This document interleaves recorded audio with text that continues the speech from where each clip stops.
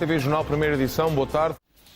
É convidado desta edição Betancourt Picanço, do Sindicato dos Quadros Técnicos do Estado, a quem desde já agradeço a presença no TV 24. Bom dia. Neste caso, boa tarde, já passa do meio-dia. Vimos estas declarações da CGTP. Qual é que é a reação do sindicato que representa as medidas de austeridade ontem anunciadas?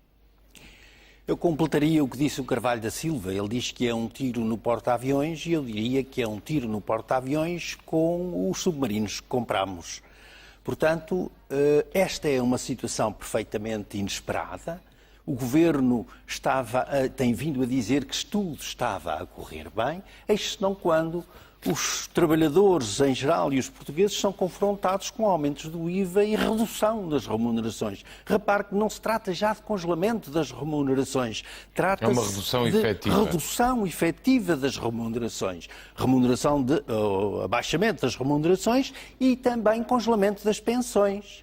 Ora, juntando a isto aquilo que são também os novos descontos para a Caixa Geral de Aposentações de 1%, é manifesto que os trabalhadores da administração pública que já tiveram congelamento durante 2 anos e congelamento em 2010, na perspectiva de que essas medidas iriam resolver os problemas financeiros e do déficit que o país tem, são confrontados com, afinal, não se resolveu nada, o problema agravou-se e os mesmos são chamados de novo a pagar o mesmo. Essa sua afirmação é interessante, os mesmos são chamados a pagar. O que eu lhe queria perguntar é se, no seu entender, há contas que ficaram de fora desta equação do Governo.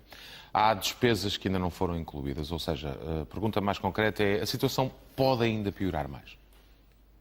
Nós receamos que sim, porque há uma falta de transparência no funcionamento geral da administração pública, na apresentação das contas, e todos nós ficamos suspensos com o que ontem nos foi apresentado e, consequentemente, com as perspectivas que de futuro poderemos ter. E na medida em que tudo isto não tem qualquer luz ao fundo do túnel, não é apresentada qualquer medida ou qualquer perspectiva em que os portugueses possam dizer que vamos apostar no futuro melhor. O que é que falta então? Uma política de emprego concreta, de combate ao desemprego? Não, falta uma política que sustente o país que queremos ser, consequentemente uma política de desenvolvimento económico, visto que não podemos continuar só a afundarmos e alegremente a assistir ao afundamento do país, que, como é óbvio, com estas medidas, deverá entrar em recessão em 2011. Se entramos em recessão, se não nos desenvolvemos, se não resolvemos os problemas em 2011 e 2012, estamos a prometer o quê para o futuro aos portugueses? Como é que é possível, em termos políticos, os dirigentes por nós eleitos para governar o país nos apresentem um país sem soluções? O que andaram eles a fazer durante estes anos? E como é que se apresentam ao país sérios rigorosamente não apresentar qualquer futuro? A solução passaria, por exemplo, por mais cortes na despesa, por exemplo? O problema não está nos cortes da despesa. O problema está naquela que tem de ser uma perspectiva de desenvolvimento do país em produção de bens e serviços transacionáveis. Como é que isso se faz? E isso se faz não promovendo aquilo que é o investimento em empresas que a seguir vão à falência e os respectivos dirigentes vão buscar o dinheiro no estrangeiro. Portanto, o que há aqui é uma falta de seriedade. Esse não será, com certeza, o único problema, é o principal que contribuiu para este estado de contas.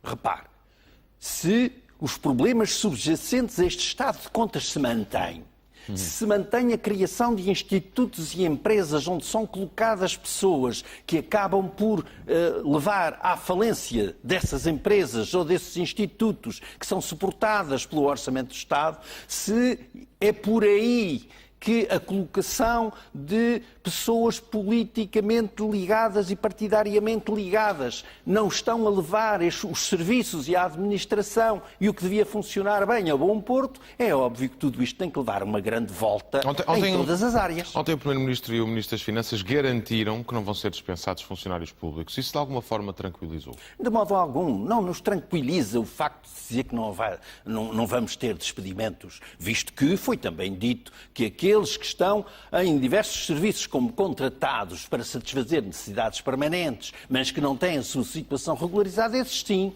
vão ser despedidos. E, portanto, nós, de modo algum, ficamos satisfeitos com essa situação. O problema não está em os trabalhadores da administração pública ou os trabalhadores de quaisquer entidades ficarem satisfeitos a olhar para o umbigo. Hoje não nos vai cair o pau em cima. O problema está em que não descortinamos, portugueses, para o futuro. Todos, um futuro diferente, melhor. E isso é inquestionavelmente o que hoje preocupa toda a gente. Tenho que ao longo desta semana chegou-se inclusive a teorizar sobre a possibilidade dos funcionários públicos ficarem sem subsídio de Natal.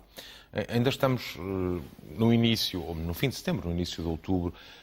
Receia que até ao final do ano seja necessário reforçar ainda mais as medidas. Isto se estas medidas não tiverem efeitos práticos no financiamento e na reação dos mercados internacionais, podemos chegar ainda a uma situação de mais cortes, por exemplo, com o fim ou com a anulação neste ano do subsídio de Natal, 13º mês. Sim, nós não temos dúvidas que a situação não está resolvida, não tem perspectivas de, com estas medidas, ficar resolvida, e isso é manifesto que nos preocupa. E, consequentemente, aquilo que esperaríamos e ainda esperamos é que haja um enfoque diferente para o futuro, que esta situação não fique a apodrecer, de modo a que os trabalhadores da administração pública e os aposentados sejam de novo chamados a pagar quaisquer outros déficits que sejam descobertos no futuro. Porque, repare, não são só os trabalhadores da administração pública. Todos os aposentados estão debaixo de fogo.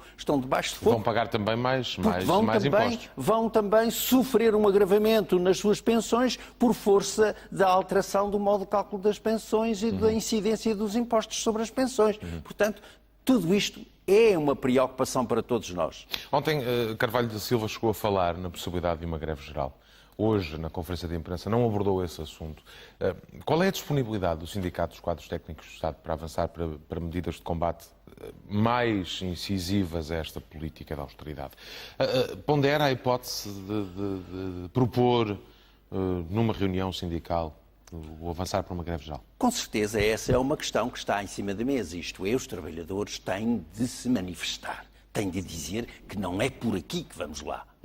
E, consequentemente, as greves e uma greve geral é algo que está no horizonte. Mas, para além disso, eu penso que os trabalhadores querem também perceber se este governo, com as medidas que tem posto em cima da mesa, não serve, se com estas medidas não vamos ao lado de algum, então os partidos que estão na Assembleia da República, o que é que perspectivam para o país? Está a propor uma moção de censura? Está a propor... Não. Estamos a propor que as organizações sindicais têm de ir bater à porta dos partidos políticos para saber, afinal, se eles têm medidas alternativas e se...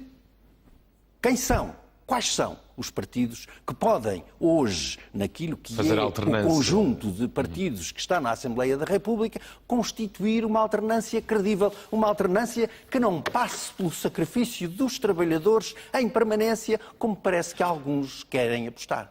Tenco Picanço, muito obrigado pela sua presença nesta primeira edição também do TV Jornal, o responsável máximo do Sindicato dos Quadros Técnicos do Estado, a avançar aqui com algumas propostas e fazer também um quadro negro do país.